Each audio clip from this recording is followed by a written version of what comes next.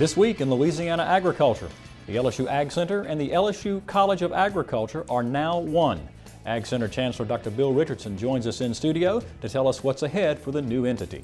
I'm Kristen Oakes reporting for duty on my family farm, and I'll show you how much work it is taking care of these old show heifers and maintaining a poultry operation. I'll have that story coming up. Hello everyone, I'm Michael Dana. Thanks so much for joining us on this week's program. It is now official. The LSU AgCenter and the LSU College of Agriculture are merging, and that means changes across the board for the two operations. LSU AgCenter Chancellor Dr. Bill Richardson is in studio with This Week in Louisiana Agriculture's Avery Davidson to tell us what those changes will mean to consumers, students, and farmers. Avery? Mike, it was just 2 weeks ago that we had Dr. Richardson on our show talking about the merger of the LSU AgCenter and the LSU College of Agriculture, but because it's such an important topic, we thought we would bring him in here into our studio. So joining me is Vice President Bill Richardson, not Chancellor anymore.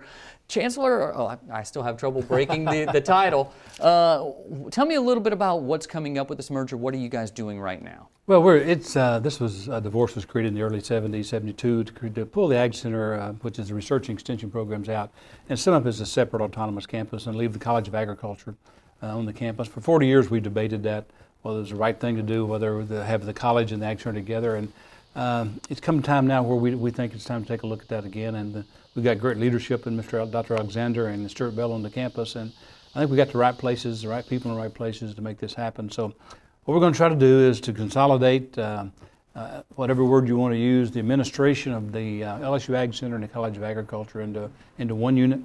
We're going to get, we hope, things working closer together, avoid duplicity where we have it, become more efficient where we need to be, but still yet be able to serve the clientele in the state, the faculty that we have both in-state and on campus, and the students who are the critical part of what we're doing. You mentioned about Dean Koontz retiring on October 8th. He's leaving, and he was going to be leaving anyway, but is this going to impact anyone else's job, anyone else going anywhere? No, we're not. Nobody will be laid off. Nobody will be lose their jobs. We'll have some people who will be reassigned, some people who have to be retasked, some folks who may move around here and there, but that'll be fairly minimal.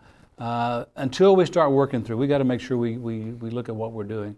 But nobody's losing their job, and that's always a concern of faculty and staff when you start talking about consolidation. It sounds like you're going to get rid of some people, but that is not on our plans. We're understaffed as it is, both in the college and in the Ag Center. So yeah, people are safe with their positions.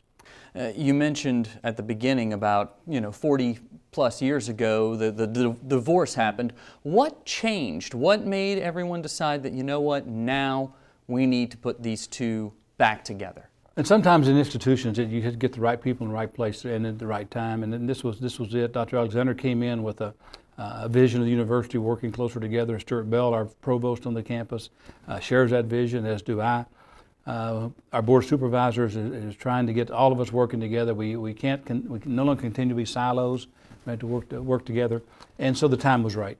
And so I've been in the job and still in the job for quite a while. We'll sit down and work through this, but the time was right.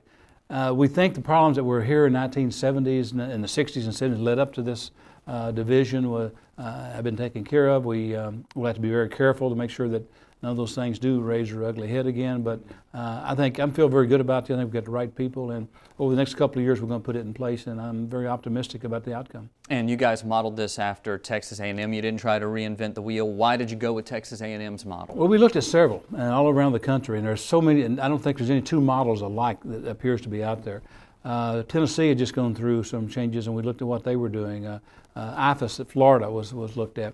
But we looked at Texas A&M. We thought, that one seemed to make the most sense for us. I went over there, I visited, I talked to them about how they were organized, and I said, okay, I understand all that. Now tell me on Monday morning, how do you make decisions? How's business done? And it looked to me like they were the closest to us in terms of how they operate. Now their state's a lot larger, so some things we can do here because of economies of scale, but and they're a pretty good university. They're well thought of internationally, and they've got some bright people there. So let's build upon what they've done, and I think it'll be a good thing for us. Well, I think it's going to work out, and we're looking forward to seeing how you serve once you become dean as well. Well, I've been the dean for a period of time before, so it won't be anything new, but I'm looking forward to get back and having more interaction with the students. Wonderful. He is Dr. Bill Richardson, the Vice President of Agriculture and soon to be the Dean of the College of Agriculture at the LSU campus. So Mike, obviously the story will develop over time. We will have follow-up stories as we need to post them up. You can also follow everything we do on our website, twilatv.org. Back to you. And as Avery said, we will be following this merger closely over the next year. Avery Davidson, thanks.